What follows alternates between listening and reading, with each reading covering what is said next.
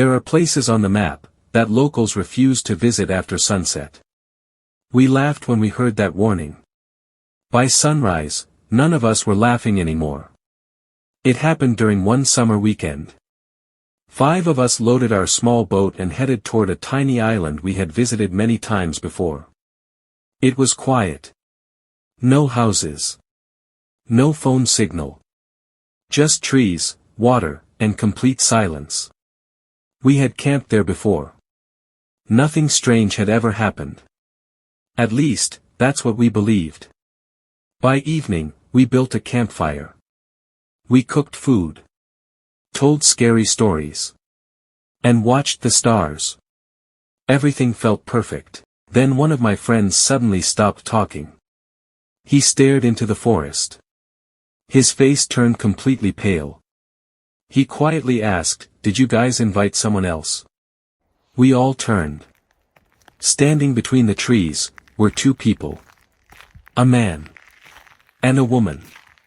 Neither of them moved. Neither of them spoke.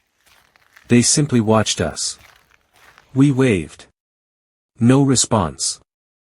One of my friends yelled, "Are you okay?" Still, nothing.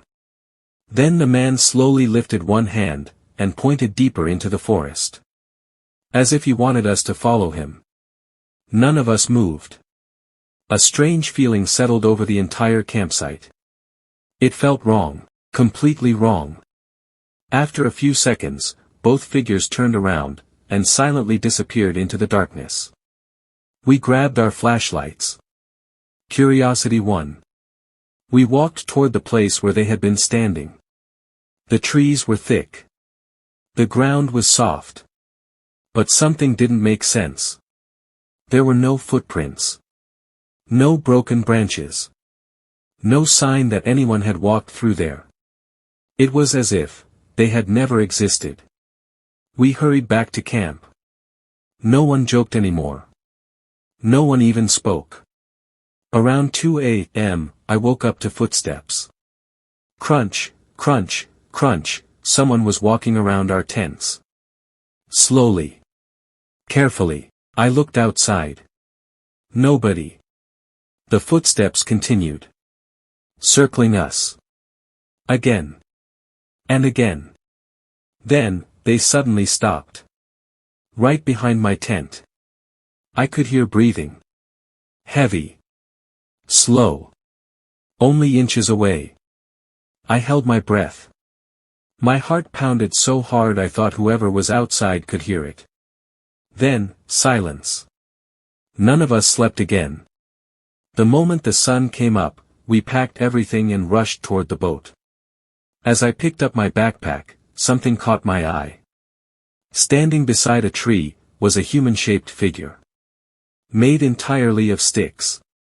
It wasn't there the night before. Its head was tilted toward our campsite. Almost. Watching us. No one admitted making it. No one wanted to touch it.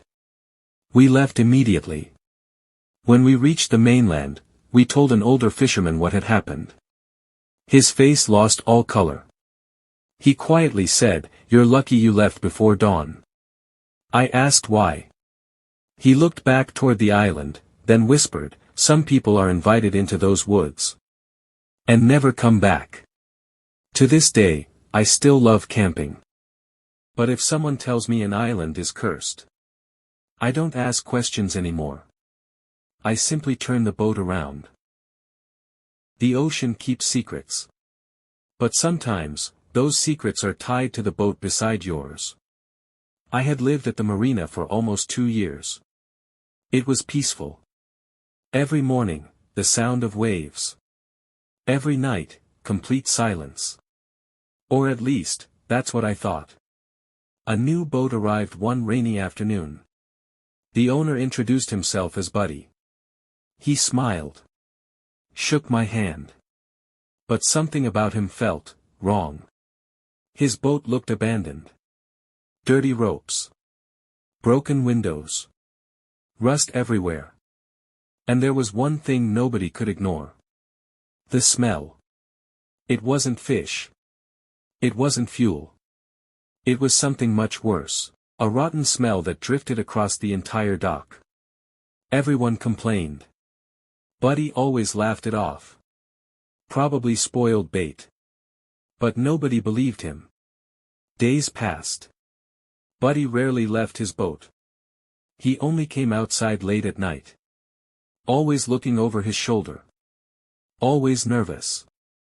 Then one evening, around 1 a.m., I woke up to a strange sound. A loud bang. Followed by muffled voices. They were coming from Buddy's boat.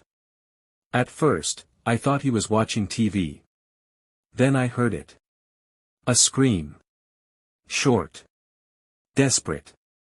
Then, silence. Every hair on my body stood up. I quietly stepped onto the dock. The marina was empty. Moonlight reflected across the water.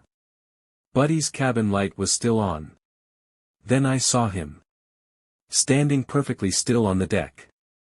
Watching me. He didn't wave. He didn't smile. He simply stared. For what felt like forever. Then he slowly walked back inside. The cabin door slammed shut. I wanted to call the police. But what would I even say? I heard a scream.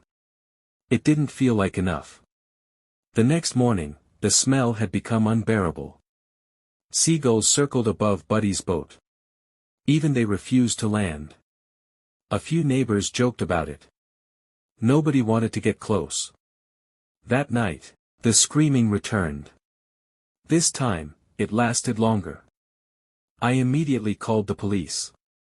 Within minutes, officers arrived at the marina. They knocked on Buddy's boat. No answer. After several warnings, they forced the cabin door open. The smell hit everyone instantly.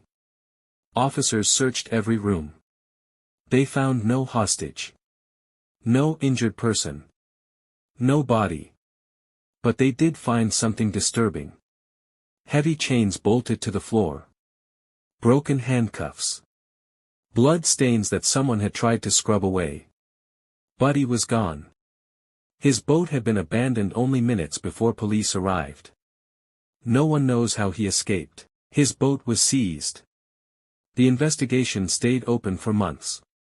But Buddy was never found. I moved away from that marina soon after. Even today, whenever I smell salt water, I remember that boat. And I still wonder, who was screaming that night, and whether they ever made it out alive.